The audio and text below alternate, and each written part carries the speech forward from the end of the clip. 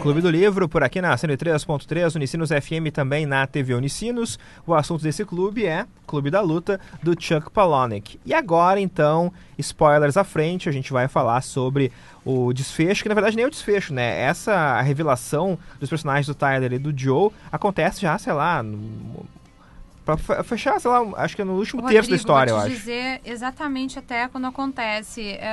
Porque no meu livro é na página 198, quando ele se dá conta e tal. Sim. Do que acontece. O que acontece é o seguinte, né? O Joe começa a perceber que ele não consegue mais dormir. Ele tem muita insônia e não acha nunca mais o Tyler. Ele começa a observar que tem muitos clubes da luta espalhados. E ele vai num clube da luta e vai falar com o sujeito lá, e o sujeito diz, ele pergunta pelo Tyler Durden. Isso. E o cara diz, tá, isso é um teste, senhor? E daí ele, não, isso não é um teste. Eu quero saber cadê o Tyler Durden. Você é o Tyler Durden, ele disse, na quinta noite você estava parado exatamente onde está agora e perguntava sobre a batida policial e tal. Tipo... Um garçom lá em Seattle, eu acho. Né?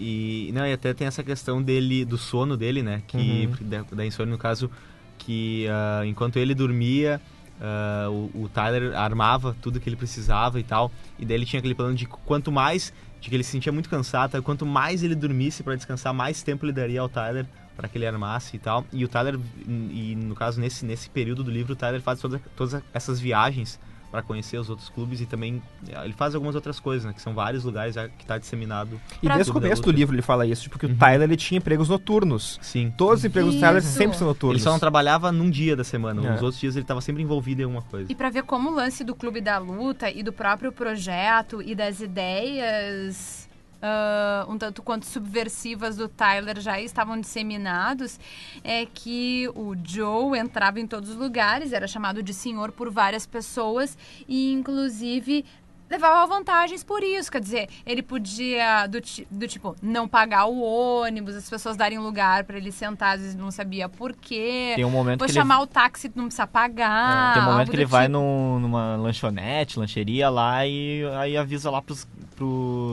sei lá, os atendentes, os cozinheiros, para não fazerem... Eu quero comida limpa. Comida limpa. Então eu já digo pro senhor que não é bom comer a sopa de mariscos. Isso. Então... E é muito curioso isso, porque, claro, no filme, a gente sempre remete ao filme porque o filme é muito conhecido também, porque eu assisti antes de ler o livro, né? No filme é realmente muito bombástico aquela cena, e aqui no livro também, claro, a gente já sabia antes disso, né? Mas imagino, Douglas principalmente, que não tinha visto o filme, na hora que tu descobre que o Tyler é o Joe é Tyler... São a mesma pessoa. Meio que tira o chão também um pouco, né? Sim, que nem eu tinha comentado no outro bloco, o fato do personagem não ter nome é um pouco já, assim, fica com uma pulguinha atrás da orelha, mas justamente quando te cai a ficha de que... E tu vai alimentando aquela dúvida durante o livro, mas quando cai realmente a ficha é um troço assim, eu não acredito que... Mas tu sabia que mesmo já tendo assistido ao filme e mesmo sabendo e tal que os dois são a mesma pessoa, quando acontece a revelação, ainda assim me deu uma apreensão do tipo, olha até que ponto a gente pode simplesmente um dia você está bem e no outro, entendeu, bater uma loucura, uma esquizofrenia, algum motivo assim, e tu realmente sair do mundo real e, cara, e formar o teu próprio universo paralelo. E isso é muito angustiante, até porque sabe? Até metade do livro, mais ou menos, são diálogos normais entre duas pessoas, o Tyler e o John, no caso, né? São diálogos normais de duas pessoas que estão ali convivendo uma com a outra, a questão dele ir morar com o Tyler e tal. Realmente são situações envolvendo duas pessoas. E depois, quando tu vai te dando conta, é super, assim... A própria situação da criação do Clube da Luta, né? Porque o Clube da Luta é criado quando eles estão fora de um bar, assim, e o Tyler diz pro Joe, me faça um favor, eu quero que você me dê o soco mais forte que você puder dar. E aí começa assim o Clube da Luta.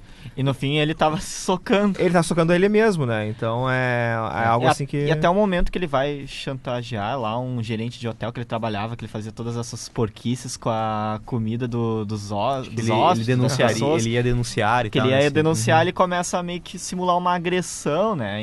Do caso do gerente nele. Ele começa a se socar e tal, aí ele até comenta, olha, não sei porquê, mas eu lembrei da minha primeira luta com o Tyler nesse momento.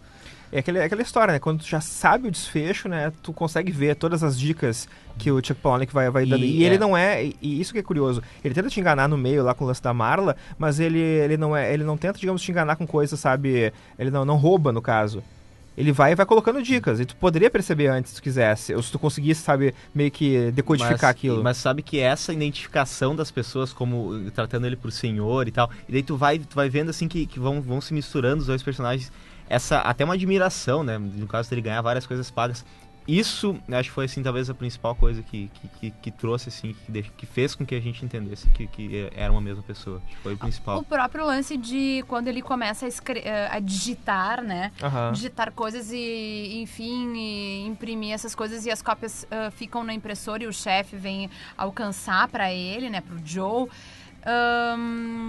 Ali também tem uma pista do tipo, mas eu sei o que tá escrito aqui, quando o chefe começa a ler pra ele, eu sei o que tá escrito aí, porque fui eu que digitei, afinal de contas, né? Sim. Isso. Então... A parte que ele lê que no caso, o pessoal que foi recrutado e tal, eles estão dando algumas regras e alguns pensamentos, e daí quando o Joe entra na sala e daí todo mundo para de ler pra prestar atenção nele, ele disse, não, podem continuar, fui eu mesmo que escrevi isso. Essa parte também... Ou já sei de cor, ele fala assim. Isso aí. E é legal o lance também de quando ele descobre também que ele é o Tyler, ele percebe também que a Marla estava envolvida com ele, né? Que era o Tyler também, ele afinal até de liga contas, pra Marla, né? E a Marla É. fala, não sei como é que... Tipo assim, tá muito cara de pau, não sei o que, eu não acredito que tá... Porque obviamente ela não entendia, né? Que eram duas pessoas, digamos, era uma outra personalidade, né? E pra ele também, né? Ver a Marla dessa forma também foi diferente. Então daí ele começa a tentar se abrir um pouco mais pra Marla. E eu acho que o final, assim, mais pra parte do final, acho bem interessante. Que a Marla fala o seguinte, ó. Não é amor e nada assim, mas acho que também gosto de você. Daí 1 minuto. Marla gosta de Tyler. Não, eu gosto de você. Eu sei a diferença. Porque várias vezes no livro ele dizia assim, ela gosta de Tyler, ela não sabe a diferença. E no final ela diz que ela sabe. Então acho bem curioso isso também, sabe? O final daquele romance, que não é um romance água com açúcar, né? Não é um romance convencional. Mas existe ali um relacionamento entre os dois, uma afeição, e ela sabia, depois que ela entende as duas personalidades, ela sabe a diferença entre o Tyler e o Joe, e ela gosta realmente do Joe.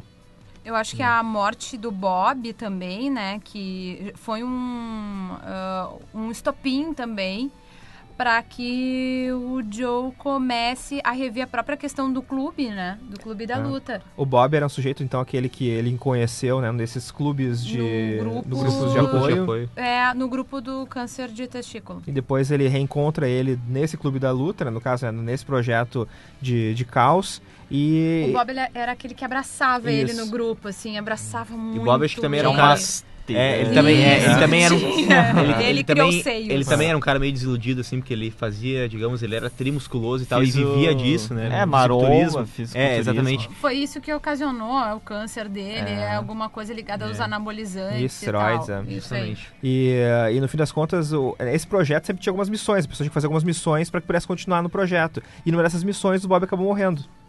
E isso acaba meio que também ligando, né, o Joe pra perigosidade. Um momento forte do livro pra mim é que no caso o Joe, ele vai lá e chega num cara que tá parado, tá numa parada de ônibus e tal, ele aponta a arma e meio que obriga o cara a seguir sei lá, saia desse emprego, não sei. Sai desse emprego medíocre, ele perguntou vai estudar, ele perguntou né? o que o cara gostava de fazer e tal. Ele disse que tinha começado uma faculdade, tinha parado alguma...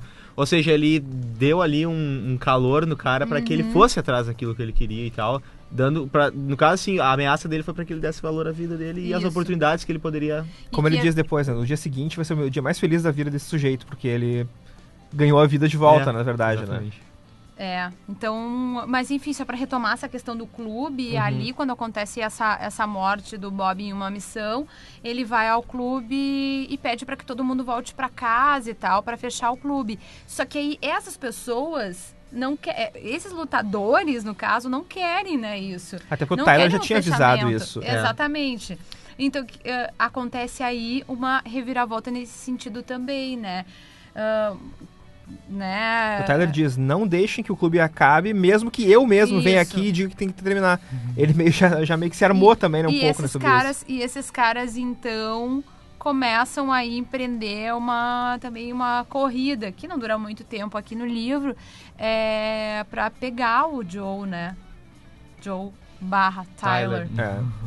E é curioso porque quando o Joe ele acorda, né, pra isso, né, que ele é o Tyler reaparece pra ele pra conversar, né, e ele descobre então que realmente o Tyler sempre ficava envolvido em algumas coisas quando ele tava dormindo. Então ele tenta fazer o possível pra não dormir mais, pra não ficar sempre o máximo tempo acordado. Então ele até pede ajuda pra Marla em razão disso, né, mas a coisa acaba não acontecendo assim do jeito que ele gostaria também, porque ele acaba voltando ao começo do livro, né, com o Tyler, no caso ele mesmo, né, com uma arma na boca, a ponto de se matar, né, pra conseguir matar o Tyler ele tem que matar a si mesmo, né, ele acredita isso. E a Marla chega lá, enfim, com algumas pessoas do grupo para tentar impedir isso, Eles né? até além de se matar, ele ia explodir lá o prédio mais alto da cidade, enfim, mas acaba não fracassando. Tanto que até é aí que meio que encaminha um final diferente. No filme, diferente do caso do filme, né? Isso. No filme tem o quê? Todas aquelas explosões ao som de pixies e tal. Lindamente, ao som de pixies. Enfim, e no livro a explosão falha, que até e rola meio que um hiperlink, que ao longo ali no começo do livro ele fala lá que não pode misturar com parafina, não sei o quê. Parafina nunca funcionou comigo. Nunca funcionou comigo. E os macacos espaciais usaram parafina, né, pra tentar explodir esse prédio, e o que acabou não rolando. Aí ele, não tem outro jeito, ele tenta se matar dando um tiro na boca, né? Só que acontece a mesma coisa que no filme. O tiro sai pela bochecha, no caso, né? E acaba não matando ele. Mas é curioso que, ainda que o final seja diferente, então, no caso, a explosão não acontece no livro e no filme acontece, no final das contas, se tu vê o final da história, a coisa caminha pro mesmo caminho, digamos assim, desculpa pela redundância, mas porque quando o Joe, ele dá um tiro, então ele, no caso, ele acredita de alguma forma que ele morreu, que foi pro céu, mas na verdade ele tá num hospital psiquiátrico, acredita-se, algo nunca do se fala. Tipo, né? E ele acaba percebendo que as pessoas que o atendem também o chamam de senhor e falam, gostaríamos que o senhor voltasse, Tyler. Que é a última fala do livro. Ou seja, o Clube da Luta e o projeto, ele segue mesmo sem o Tyler. No filme, acontecem as explosões. E o legado também segue. Com o Tyler ou não, né? Esperamos ansiosos pela sua volta. E esse é o final, então, Esse é o final. E o nosso tempo, Rodrigo? Tá esgotando. Então vamos rapidamente aqui para as considerações finais aqui, William Musk. Então, sobre essa volta aí, vai sair Clube da Luta 2. Em graphic novel, os quadrinhos, vai sair em quadrinho, assim, a trama vai se passar 10 anos depois do original e é contada pelo ponto de vista de Tyler. Então, ele ainda está escondido dentro de Joe, ou Jack, como é chamado no livro, e quando o filho do Joe, do Jack, ele some, que é sequestrado pelo Tyler, todo o mundo de loucura volta a acontecer. O autor, o Chuck, ele prometeu isso daí na Comic Con 2013, né, lá na gringa, ele prometeu uma história sombria, como sempre, neste nova empreitada aí. Já quero ler. E o lançamento deve acontecer antes de 2015, sem data definida. Gente, bacana. 1 minuto! Douglas Zippel. Bom, neste meu último Clube do Livro,